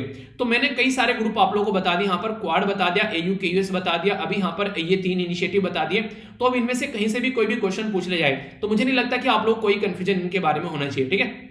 तो इसके बारे में बेसिक इन्फॉर्मेशन है, तो आप लोगों को माइंड में क्लैरिटी होनी चाहिए। ओके, अब आइए चलते हैं नेक्स्ट आर्टिकल की ओर। ये आर्टिकल भी काफी इंपॉर्टेंट है। यहाँ पर देखिए, ये एक पर्टिकुलर प्रेसिडेंट है यहाँ पर बेसिकली किसके, इथियोपिया के। इनका नाम है एबे अहमद। एबे अहमद साहब को नोबेल पीस प्राइज दिया गया 2019 में। ये इनको नोबेल पीस प्राइज इसलिए मिला था क्योंकि इनके द्वारा एक पर्टिकुलर एरिया में शांति बनाई गई थी। वो शांति क्या थी यहाँ पर, वो शांति थी इथियोपिया वाले रीजन में। इथियोपिया में यहाँ पर पर्टिकुलर एक रीजन है जिसको बोलते हैं टाइग्रे वाला रीजन। ये जो बेसिकली टाइग्रे रीजन है यहाँ पर, ये बिल्कुल ऐसा है जैसे कि आज के डेट में आप लोग अगर कंपेयर करके देखना चाहते हैं, जैसे अफगानिस्तान के अंदर तालिबान था, तो तालिबान एक टेररिस्ट ग्रुप था, तो टेररिस्ट ग्रुप के द्वारा अभी फिलहाल पॉलिटिकल मुद्दा यहाँ पर ले लिया गया, ठीक है, पॉलिटिकल पावर पकड़ के बैठ गया। इसी तरीके से टाइग्रे ग्रुप था जो यहाँ पर एक तरीका, ये टाइग्रे ग्रुप जो यहाँ पर देखने को मिला, इसको ये मानते हैं कि एक तरीका एक पैरामिलिट्री ग्रुप था, ठीक है, एथनिक पैरामिलिट्री ग्रुप अपने एरिया में। अब ये एथनिक पैरामिलिट्री ग्रुप जो है वो एक पॉलिटिकल ग्रुप बन चुका है, यानी कि एक तरीके से अब ये पॉलिटिकल पावर में आ चुका है। तो इसके चलते इनके द्वारा अपनी पॉलिटिकल पार्टी बनाएगी। अब यहाँ पर इथियोपिया के जो प्रेसिडेंट आए उनके द्वारा बोला गया शांति बना के रखेंगे, तो शांति बना के रखने की कोशिश की गई और स्टैब्लिश भी किए गए। पर लेकिन वही है कि नहीं, एक तरीके से रिलेशनशिप को मेंटेन तो करने की कोशिश किया जा रहा है, पर लेकिन रियलिटी में एग्जैक्ट प्रॉब्लम क्या चल रही है उसको नहीं समझ पाए और फिर यहाँ पर ये रिलेशन जो है वो खराब हो गई। अभी यहाँ पर दोनों के बीच में काफी हद तक मिलिट्री झड़प हो गई। तो कई बार ये भी मानता है कि सिविल वॉर की कैटेगरी में चीजें पहुंच रही हैं। तो अभी यही बोला गया कि इथियोपिया के अंदर जो यहाँ पर चीजें चल रही हैं उसमें यहाँ पर जो एबे अहमद है उनको और अच्छे से चीजों को आगे लेकर चलना चाहिए। जो आर्म कॉन्फ्लिक्ट है उसको साइड में थोड़ा करना चाहिए, जहां पर जो दिक्कतें चल रही है उनको साइड में निकालना चाहिए और कोशिश ये करनी है कैसे आप लोग चीजों को नॉर्मल कर सकते हैं, ठीक है। तो जो भी आर्म ग्रुप है उसको यहाँ पर कैसे साथ में लेकर चला जाए वो जरूरी है। तो उसके चलते यहाँ पर सपोर्ट प्रोवाइड कराया जाए, तो ये काम करना चाहिए एबे अहमद साहब को। और इसी के चलते जो अफ्रीकन यूनियन है, जैसे यूरोपियन यूनियन है ऐसे ही अफ्रीकन यूनियन है। अच्छा, अफ्रीकन यूनियन में टोटल कितने मेंबर है आप लोगों को पता है, बताइए चलिए, ठीक है। तो अफ्रीकन यूनियन के अंदर बेसिकली उसको भी स्टैब्लिश करने की कोशिश की जा रही है प्रॉपर वे में, ताकि चीजों को अच्छे लेवल पर लेकर चला जा सके। तो बोला गया अफ्रीकन यूनियन को भी पार्टिसिपेट करना चाहिए। अब यहाँ पर दिक्कत होती है, आप लोगों को पता है, अभी सूडान के अंदर आप लोगों को मिलिट्री को अभी देखने को मिल ही रहा है, ठीक है। म्यांमार के अंदर मिलिट्री को देखने को मिल रहा है जहां पर मिलिट्री पावर में है, ठीक है। ऐसे यहां पर इथियोपिया के अंदर अगर झड़प देखने को मिलेगी तो हॉर्न ऑफ अफ्रीका सदमे में आ जाएगा। हॉर्न ऑफ अफ्रीका में कौन कौन कंट्री होता है? तो एरिट्रिया हो गया, जिबूती हो गया, डी साइलेंट रहता है, जिबूती बोलते हैं इसको, सोमालिया हो गया और यहां पर इथियोपिया हो गया। तो 4 कंट्री आती है हॉर्न ऑफ अफ्रीका के अंदर में, तो इनको आप लोग याद रख सकते हैं, ठीक है। बाकी मिलती जुलती कंट्री क्या है यहां पर? ये सुडान है, सुडान के नीचे साउथ सुडान देखने को मिलेगा, इस मैप में नहीं है पर लेकिन 2011 में अलग कंट्री बना दिया गया साउथ सुडान। युगांडा हो गया, कीनिया हो गया, तंजानिया, रवांडा और बुरुंदी। तो ये अफ्रीकन कॉन्टिनेंट की कंट्री आप लोग को देखने को मिलेगी, ठीक है। तो बेसिक इसीलिए मैंने बताया क्योंकि मैप बेस्ड क्वेश्चन किसी भी तरीके से आप लोग को नहीं छूटना चाहिए, ओके। तो ये बेसिक इंफॉर्मेशन है, तो माइंड में क्लैरिटी रहनी चाहिए, इसको आप लोग जरूर याद रखिएगा। नेक्स्ट जो इंपॉर्टेंट मुद्दा है वो हम लोग डिस्कस करेंगे अब यहां पर नरेगा के बारे में, एमजी नरेगा के बारे में डिटेल में आप लोग डिस्कस करूंगा। ध्यान से सुनिएगा, काफी इंपॉर्टेंट आप लोग का पूरा आर्टिकल रहने वाला है। आर्टिकल यहां पर बात करेंगे एमजी नरेगा के बारे में। तो Mahatma Gandhi national employment rural guarantee scheme, यानी कि एक तरीके से आप लोग बोल सकते हैं कि एक ऐसी स्कीम जो हमारे देश में एक लोकल एरिया पर राइट टू वर्क आप लोग को प्रोवाइड करा रही है, तो वो ये स्कीम थी यहां पर। तो सोशल जस्टिस और एम्प्लॉयमेंट के बारे में अगर कोई बात करे तो इसके बारे में आप लोग बात कर सकते हैं। ये ऐसी स्कीम है जो कई बार अभी रिसेंटली न्यूज में आ गई अलग अलग रीजन की वजह से। एक तो पैसा बहुत बड़ा रीजन है यार, यहाँ पर पैसा प्रॉपर वे में प्रोवाइड नहीं करा पाते हैं, ठीक है। दूसरा सबसे बड़ा रीजन यहाँ पर यह कि अभी कास्ट वाइज यहाँ पर डिसाइड कर दिया था कि एससी को मिलेगा, एसटी को मिलेगा या फिर इस तरीके से यहाँ पर, तो फाइनेंशियल ईयर में किसको पहले पैसा मिलेगा वो सारी बातें हो गई, तो और कंट्रोवर्सी का रीजन हो गया, ठीक है। तो कई सारी दिक्कतें यहाँ पर अभी रिसेंटली देखने को मिली और कोविड-19 के चलते फंड की काफी ज्यादा क्रंच यानी कि कमी नजर आई, तो वो भी एक मुद्दा था। Mahatma Gandhi national rural employment guarantee act जो है, जिसको national rural employment guarantee act बोलते थे, 2005 में पास किया गया, यानी कि पहले इसको national rural employment guarantee act बोलते थे, पर लेकिन 2009 में क्या किया गया, इसके आगे हम लोगों ने महात्मा गांधी ऐड कर दिया। रीजन क्या था? रीजन ये कि अगर आप लोग संविधान के अंदर जाओगे पार्ट 4 के अंदर में, पार्ट 4 के अंदर में आप लोगों को देखने को मिलेगा DPSP, directive principle of state policy. तो उसके अंदर जब आप लोग जाओगे तो आर्टिकल 40 आप लोगों को देखने को मिलेगा, संविधान का अनुच्छेद 40। वो बेसिकली पंचायती राज सिस्टम जो हम लोगों ने इंप्लीमेंट किया ना 73rd कॉन्स्टिट्यूशन अमेंडमेंट करके 1992 में, वो पंचायती राज सिस्टम हम लोग आर्टिकल 40 से निकाल कर लेकर आए। और ये सारा जो सिस्टम इंप्लीमेंट कर रहे हैं एमजी नरेगा, ये बेसिकली गांव वाले एरिया में ही इंप्लीमेंट किया जाता है। इसलिए मैंने आप लोगों को बोला था कि एमजी नरेगा के बारे में आप लोग बताना। इंटरेस्टिंग चीज यहां पर ये है कि ऑल कवर जो डिस्ट्रिक्ट है यहां पर एक्सेप्ट जहां पर 100% अर्बनाइजेशन है, यानी कि जहां पर रूरल एरिया ही नहीं है, गांव वाला एरिया है ही नहीं है, ओनली वहां पर ये इंप्लीमेंट नहीं हो रहा है ये प्रोग्राम, बाकी सब जगह इंप्लीमेंट हो रहा है, ठीक है। तो इसका मतलब क्या हो गया? इसका मतलब ये हो गया कि ये मिनिस्ट्री जो होगी बेसिकली इसको इंप्लीमेंट करने वाली वो कौन सी होगी? वो रूरल डेवलपमेंट यानी कि गांव के एरिया में डेवलपमेंट के बारे में बात करेगी। तो शहर से रिलेटेड नहीं है, क्योंकि शहर वाले एरिया में जहां पर शहरीकरण है वहां पर इसको इंप्लीमेंट किया ही नहीं जा रहा है। एवरी एडल्ट जो है मेंबर ऑफ हाउस होल्ड, उसको यहां पर जॉब मिलेगी, यहां पर ये बेसिकली प्रोवाइड कराता है। तो राइट टू जॉब वाला फंडा किसी देश में स्टार्ट किया गया तो वो है नरेगा, काफी इंपॉर्टेंट है। 100 दिन तक का तो काम कम से कम देगा, कोई भूखा नहीं मरेगा, इतना जुगाड़ यहां पर कर देता है। और सारे लोग जो रहेंगे वो अनस्किल्ड रहेंगे, यानी कि जो पढ़े लिखे नहीं है, जिनको कोई स्किल्ड नहीं आती, ना कारपेंटर है ना कोई आप लोग को देखने को मिलेगा बेसिकली इलेक्ट्रीशियन है, कोई धोबी है, कोई मोची है, तो ऐसा कुछ नहीं है। बेसिकली अनस्किल्ड लेबर फोर्स जो रहती है, जो मैनुअल काम कर सकते हैं, पत्थर उठाना, ठीक है, खुदाई करना, वो सारी चीजें यहां पर यूज की जाती हैं। तो एडिशनल 50 डेज का भी अनस्किल्ड जो वेज इंप्लॉयमेंट यहां पर देखने को मिलता है, अगर बेसिकली कहीं नेचुरल कैलेमिटी वगैरह निकल कर आती है, ठीक है, माने कहीं बाढ़ आ गई, कहीं और दिक्कत हो गई, तो 50 दिन एक्स्ट्रा भी ऐड कर दिए जाते हैं। इसी के साथ में एक सेक्शन है इसमें 3, वो जो 3 का सब 4 सेक्शन एमजी नरेगा का, वो ये बोलता है कि अगर स्टेट चाहता है तो इसको और ज्यादा इंप्रूव कर सकता है, पर उसके लिए स्टेट को खुद से फंड जुटाना पड़ेगा यहां पर, तो ऐसा भी कुछ किया जा सकता है। तो डिमांड ड्रिवन यहां पर इंप्लॉयमेंट मिलता है। डिमांड ड्रिवन मतलब आप लोग जाओगे बोलोगे कि मुझे जॉब चाहिए, आप अनस्किल्ड हैं तो आप लोगों को जॉब मिलेगी। अगर जॉब नहीं मिलती है 15 दिन के अंदर अंदर, तो आप लोगों को बेरोजगारी भत्ता मिलना यहां पर स्टार्ट हो जाएगा। तो ये इंपॉर्टेंट है, बस आप लोग को जाकर अपना नाम लिखाना है। वही बात है ना कि एक तरीके से अगर घर से ही नहीं निकले तो फिर कोई क्या कर लेगा, ठीक है। तो आप लोगों ने डायलॉग भी सुना होगा कि एक तरीके से एक डायलॉग के साथ क्या बोलते हैं कि मंजिल मिल ही जाएगी भटक कर ही सही, गुमराह तो वो है जो घर से निकले ही नहीं, ठीक है। तो वो वाले यहाँ बिल्कुल बढ़िया इंप्लीमेंट होता है, तो ये चीज आप लोग समझ सकते हैं। अगर बात करें यहाँ पर एमजी नरेगा के बारे में, तो इसके चलते कई सारे इश्यूज अभी देखने को मिलेंगे। सबसे बड़ी बात तो यहाँ पर यह कि एक लो वेज आप लोग को देखने को मिलेगी। जितना पैसा एक एग्रीकल्चर खेत में काम करने वाले मजदूर को मिल जाता है, यानी कि 264 के करीब एक मैन को, और वुमेन को 205 के करीब, यहाँ पर आप लोगों को उसमें काफी कम देखने को मिलेगा। नरेगा में यहाँ पर बहुत ही कम वेज प्रोवाइड कराई जाती है। तो इसके तहत जो वेज प्रोवाइड कराई जाती है वो मैक्सिमम जो मिडिल मैन है, बिचौलिया है, वो यहाँ पर बेसिकली खा जाता है, ठीक है। फंडिंग प्रॉपर में नहीं मिल पाती है। अभी कई सारे राज्य त्राहिमाम चिल्ला रहे थे कि सेंटर ने फंड ही नहीं भेजा है, तो ये काफी बड़ी दिक्कत देखने को मिलती है। डिले इन पेमेंट, ये माना जाता है एक्ट में कि 15 दिन के अंदर अंदर आप लोगों को सैलरी मिल जाएगी, पर लेकिन यहां पर ऐसा कुछ नहीं है। महीना पूरे होने के बाद भी यहां पर कई कई 6-6 महीने तक भी लोग पड़े रहे।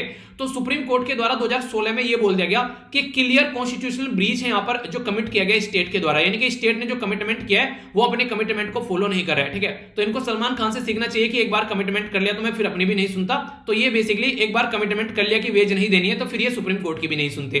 तो ये दिक्कतें देखने को मिल रही है। तो एक मॉडर्न फॉर्म ऑफ बेगर, यानी कि एक नए भिखारी क्रिएट कर रहे हैं यहां पर, ये लोगों को काम कराकर उनको जॉब नहीं दे रहे हैं और लोग इनके पीछे घूम रहे हैं अपनी सैलरी मांगने के लिए, अपना हक मांगने के लिए। इनफेक्टिव रोल पीआरआई यानी कि पंचायती राज इंस्टीट्यूशन को ढंग से रोल नहीं मिल पा रहा है। क्यों? क्योंकि उनके पास में ऑटोनॉमी नहीं होती है, उनको प्रॉपर में फंडिंग नहीं मिल पाता है, उनके पास में ढंग से तरीके ही नहीं होते काम को करने के। क्योंकि जब पैसा नहीं होगा तो काम कैसे करेंगे?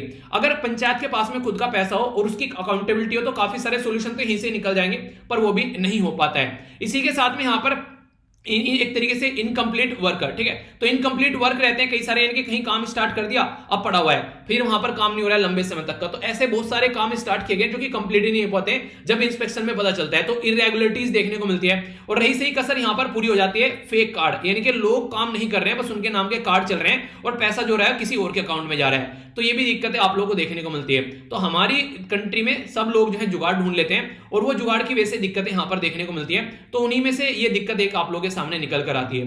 तो ये काफी बड़ा मुद्दा हो जाता है जिसके ऊपर सोचने समझने का मुद्दा और जिसके ऊपर हम लोग को बात करनी चाहिए। ठीक है, आई होप कि माइंड में क्लैरिटी आई होगी आप लोगों को। ये आप लोगों का रिवीजन भी हो गया, मैंने कल ही डिस्कस किया था तो मुझे लगा आप लोगों का रिवीजन भी यहां पर करा दूं। ठीक है, तो जिस किसी ने नहीं देखा होगा उसका रिवीजन भी हो गया होगा, तो अच्छे से याद रखना। अभी फर्स्ट पेज पर यहां पर एक इंपॉर्टेंट न्यूज ये निकल कर आ रही है कि जो फिशरमैन है गुजरात के, ठीक है, ये बेसिकली पाकिस्तान के द्वारा फायरिंग की गई तो उसमें उनकी जान चली गई। देखिए, इंडिया और पाकिस्तान के बीच में आप लोगों को जो जोन देखने को मिलेगा वो काफी बड़ा मुद्दा रहता है। ठीक है, तो यहां पर कई बार फिशरमैन जो रहते हैं वो एरिया क्रॉस करके चले जाते हैं, बिल्कुल ऐसे जैसे इंडिया और श्रीलंका के बीच में देखने को मिलता है। तो अभी यहां पर हमारी कंट्री के एक फिशरमैन थे, ठीक है, जो कि बेसिकली यहां पर बात करें तो ओखा इन गुजरात, ठीक है, तो इस पर्टिकुलर रीजन से थे जिनकी रिसेंटली अभी यहां पर जो डेथ हुई। और भी यहां पर कई सारी चीजें झड़प देखने को मिलती है। तो ये कई बार रीजन निकल कर आते हैं इंडिया और पाकिस्तान में। ठीक है, तो आज की डेट में अगर बात करें 345 के फिशरमैन जो हैं वो पाकिस्तान की जेल में आप लोगों को देखने को मिलेंगे अगर दिसंबर 2020 के डेटा के हिसाब से बात करें। तो कई बार दोनों के बीच में यहां पर इनको लेकर नेगोशिएशन भी होती है, वो एक अलग बात है, पर लेकिन पाकिस्तान और इंडिया के बीच में मुद्दा काफी बड़ा रहता है। ठीक है, तो इसके बारे में हल्का सा आइडिया रखेगा। अभी यहां पर तमिलनाडु के अंदर काफी ज्यादा बारिश देखने को मिली और ये जो बारिश है इसकी वजह से कई सारे एरिया में बाढ़ तक आ गई। तो आप लोगों को मैंने डिस्कस किया था कि अगर नॉर्मल तरीके से हमारे देश में बारिश होती है उसको बोलते हैं यहां पर क्या, साउथ वेस्ट मानसून। तो साउथ वेस्ट मानसून से मैक्सिमम जो बारिश होती है हमारी कंट्री में 70 से 80% बारिश इसी की वजह से होती है। ठीक है, पर लेकिन बच्ची कुछ जो बारिश होती है वो होती है नॉर्थ ईस्ट मानसून से। नॉर्थ ईस्ट मानसून से जो बारिश होती है वो आप लोगों को देखने को मिलेगा सबसे ज्यादा बारिश होती है यहां पर नॉर्मली तमिलनाडु के अंदर में। तो 48% जो बारिश होती है हमारे देश में नॉर्थ ईस्ट मानसून से वो इसी से होती है तमिलनाडु के अंदर में। और बाकी का तमिलनाडु, पुदुचेरी, कराईकल, यनम, आंध्र प्रदेश, केरला और इंटीरियर कर्नाटका, मेह और लक्षद्वीप, ये भी ऐसे एरिया है जहां पर ये बारिश आप लोगों को होती नजर आती है। तो इसलिए इसके बारे में भी आप लोग आइडिया रखेगा, हल्का सा आइडिया कम से कम होना चाहिए कि कई बार ऐसे क्वेश्चन पूछ जाते हैं। इसीलिए तमिलनाडु के अंदर जो वेजिटेशन है यानी कि वहां पे जो आप लोगों को चीज देखने को मिलेगी वो थोड़ी डिफरेंट है, क्योंकि बारिश यहां पर आप लोगों को देखने को मिलेगी इस साइड से। ठीक है, नॉर्मल आती है इस साइड से। ओके, तो इस तरीके से आप लोग याद रखिएगा। आगे बढ़ते हैं, यहां पर जो नेक्स्ट इंपोर्टेंट मुद्दा यहां पर निकल कर एक छोटा सा पॉइंट है, कई बार पूछा जाता है पोबित्रा वाइल्ड लाइफ सेंचुरी के बारे में। तो पोबित्रा वाइल्ड लाइफ सेंचुरी कहां पर है, तो मैच करने के लिए कई बार क्वेश्चन आ जाते हैं। तो ये रिसेंटली अभी देखने को मिल रही है, माइग्रेटरी बर्ड काफी सारी आ गई यहां पर। तो ये हो रहा है बेसिकली मोरीगांव आसाम के अंदर देखने को मिलेगी पोबित्रा वाइल्ड लाइफ सेंचुरी। ठीक है, तो इसी के चलते बात की जा रही है। ओके, एक इंपॉर्टेंट मुद्दा यहां पर ये, अभी यहां पर एक पर्टिकुलर इंपॉर्टेंट पर्सनालिटी जिनका नाम है अब्दुल जब्बार। ठीक है, तो अब्दुल जब्बार को यहां पर रिसेंटली अभी पद्मश्री देने की बात की गई, तो उन्हीं के बारे में बात की जा रही है यहां पर। तो इन्हीं के चलते यहां पर अगर बात करें तो ये जो बेसिकली अगर बात करें इनके बारे में तो ये काफी इंपॉर्टेंट पर्सनैलिटी थे, क्योंकि जब यहां पर भोपाल गैस त्रासदी हुई, भोपाल गैस त्रासदी के बारे में कई बार क्वेश्चन बन जाता है, इसके बारे में आप लोगों को पता होना चाहिए। Union carbide India limited company थी जिसके द्वारा पेस्टिसाइड प्लांट यहां पर चलाया जाता था भोपाल के अंदर में। तो 2 दिसंबर की वो काली रात थी जो कि यहां पर एक गैस निकली जिसको बोलते थे मिथाइल आइसोसाइनाइड। याद रखिएगा, बहुत इंपॉर्टेंट क्वेश्चन है, कई बार पूछा जा चुका है। इसकी वजह से 4000 के करीब लोगों की जान चली गई। कोई बोलता है 4000 चले गए, पर लेकिन कई सारे लोग बोलते हैं लगभग 4 नहीं थे, 16000 के करीब लोगों की जान गई थी। और 5,58,125 के करीब लोग जो थे जिनको इसकी वजह से दिक्कतें देखने को मिलती, सफोकेशन थी, सोए आदमी रात को निपट गए। तो ये कंडीशन निकल कर आई। तो 2 दिसंबर की रात ये काली रात निकल कर आई जिसकी वजह से दिक्कत देखने को मिली, भोपाल गैस त्रासदी। इसके ऊपर एक मूवी बनी हुई है, ठीक है, राजपाल यादव की, देख लेना अगर आप लोगों को देखनी है तो उस मूवी में भी यही चीज दिखाई गई है। तो इनके द्वारा काफी लंबे समय तक ये लड़ाई लड़ी गई अब यहाँ पर पोस्टुमसली इनकी डेथ हो चुकी है, तो इसके बाद में इनको अभी पद्मश्री देने की बात यहाँ पर की जा रही है, ठीक है। तो इसके बारे में आप लोग आइडिया रख सकते हैं। इंपोर्टेंट पर्सनैलिटी हो जाते हैं। अब खासकर बैकग्राउंड इन्फॉर्मेशन मैंने आप लोग को बता दी कि यूनियन कार्बाइड का जो यहाँ पर प्लांट था उससे बेसिकली रिलेटेड है, ठीक है। एयर पोल्यूशन की क्वालिटी जो है वो इमरजेंसी लेवल पर पहुंच रही है यहाँ पर, इसलिए यहाँ पर बात की जा रही है। मिलकर अभी सॉल्यूशन निकालने की कोशिश करेंगे कि कैसे इसका सॉल्यूशन निकाला जा सकता है। तो इसके चलते यहाँ पर पंजाब, हरियाणा, उत्तर प्रदेश जो है वो मिलेंगे यहाँ पर 1 से लेके 6 नंबर तक का। और भी कई सारी बातें करने की कोशिश की जा रही है, क्योंकि पोल्यूशन काफी लार्ज स्केल पर बढ़ गया है दिल्ली के अंदर में। और खासकर जब हवा धीमी हो जाती है तो उसकी वजह से और दिक्कतें देखने को मिलती है। तो कोई बुजुर्ग या फिर बच्चा है उसको बाहर निकलने से भी बेसिकली मनाही की गई है, क्योंकि दिक्कतें देखने को मिलती है, ठीक है। तो पोल्यूटेड बहुत ज्यादा हवा यहाँ पर देखने को मिल रही है, ठीक है।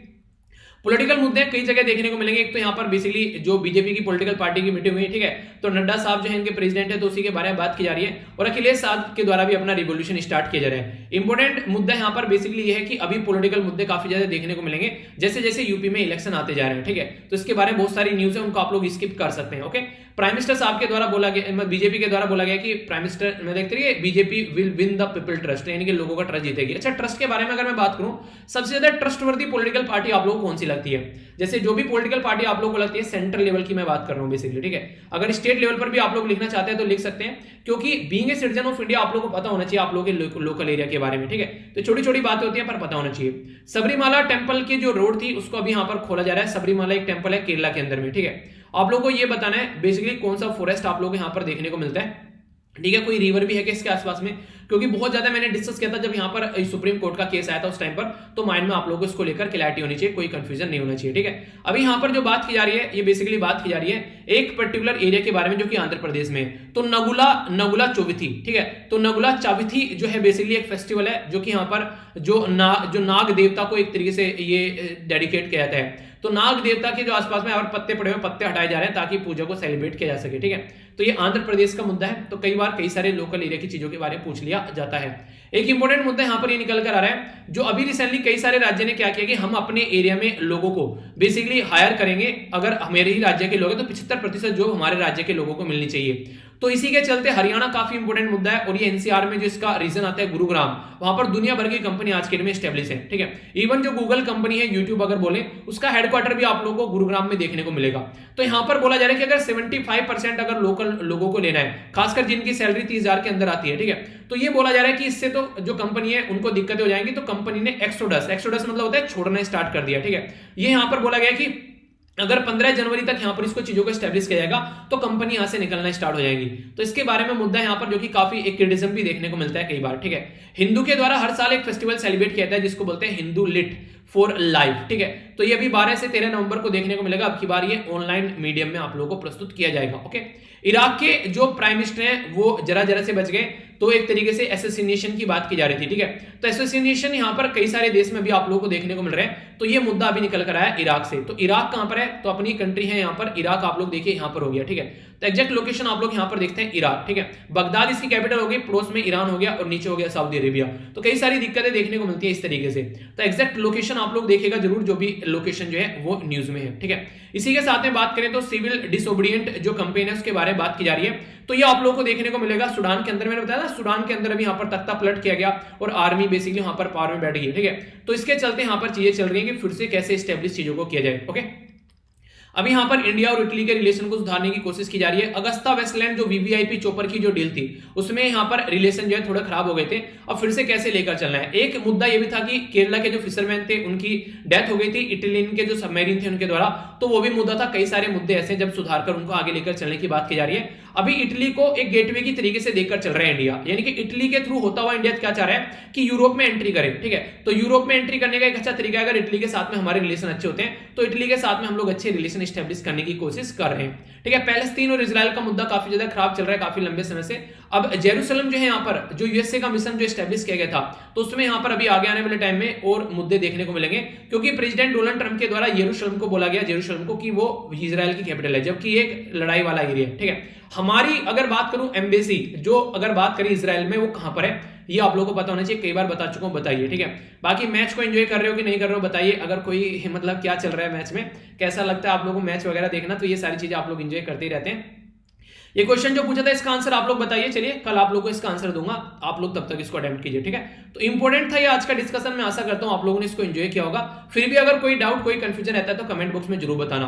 तो नेक्स्ट लेक्चर में मिलता हूं। बड़ों को नमस्ते, छोटों को प्यार, छोटी सी लाइफ एंजॉय करार। तब तक के लिए जय हिंद। और हाँ, पीडीएफ टेलीग्राम से जाकर डाउनलोड कर लेना और लेक्चर का फीडबैक देकर जुड़ जाना, लेक्चर आप लोगों को कैसा लगा।